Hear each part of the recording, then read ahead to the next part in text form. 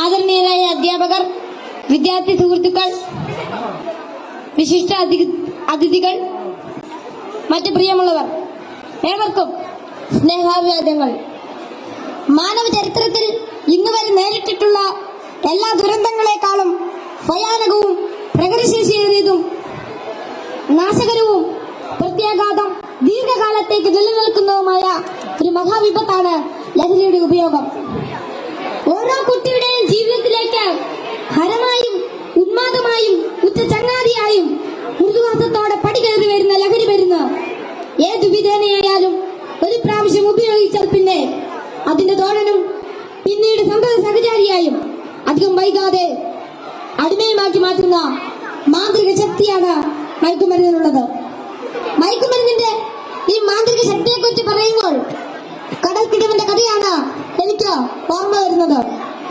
കൂട്ടുകാരെ, നിങ്ങൾ കടൽക്കിടവന്റെ കഥ കേട്ടിട്ടില്ലേ? വെയിലാറുന്ന സായാഹ്നങ്ങളിൽ കടൽ തീരത്തിന്റെ മണൽത്തട്ടിൽ നടക്കാനാവാതെ അവശനായി കിടക്കുന്ന വൃദ്ധനെ കാണാം.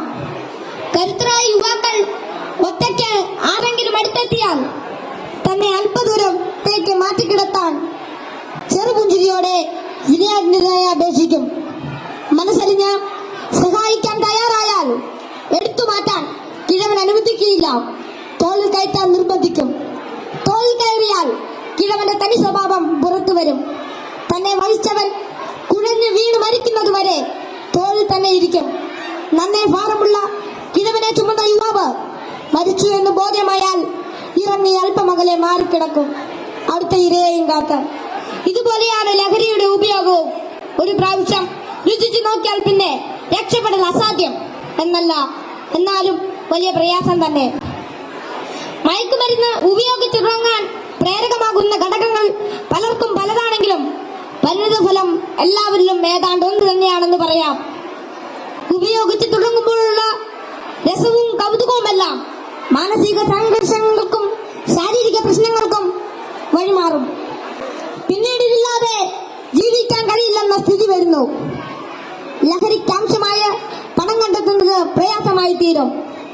അപ്പോൾ അതിനായി കുറുക്കുവഴികൾ തേടുന്നു. അങ്ങനെ അധാർമിക ജീവിതത്തിനും കുറ്റകൃത്യങ്ങൾക്കും പ്രേരിപ്പിക്കപ്പെടുകയും കുടുംബത്തിനും സമൂഹത്തിനും നിയമപാലകർക്കും തലവേദനയായി മാറുന്നു. ഇതിന്റെ എല്ലാം ബാക്കി പത്രം എന്ന് പറയുന്നത് നിരാശ, ഏകാന്തത, മാനസിക പിരിമുറുക്കം, ശാരീരിക പ്രശ്നങ്ങൾ, മാനസിക വിഭ്രാന്തി എന്നിവയാണ്.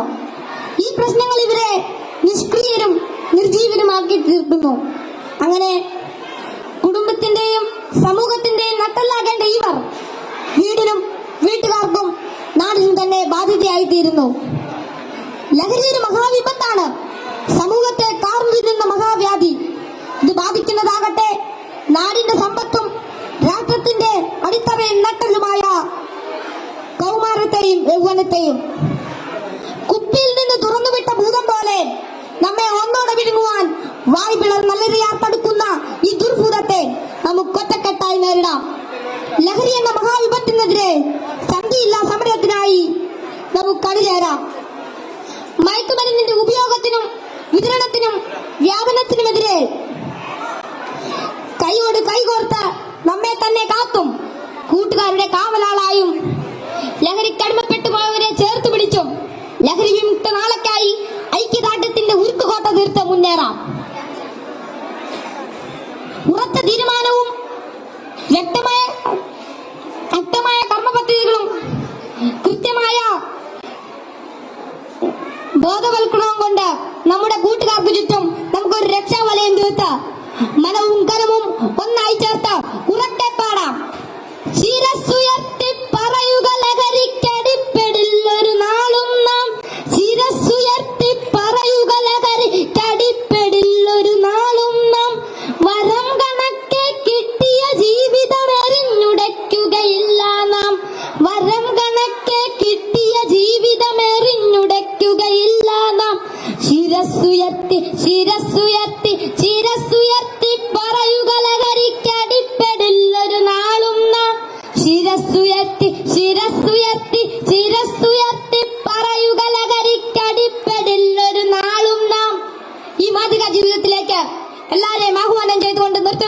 നന്ദി, നമസ്കാരം.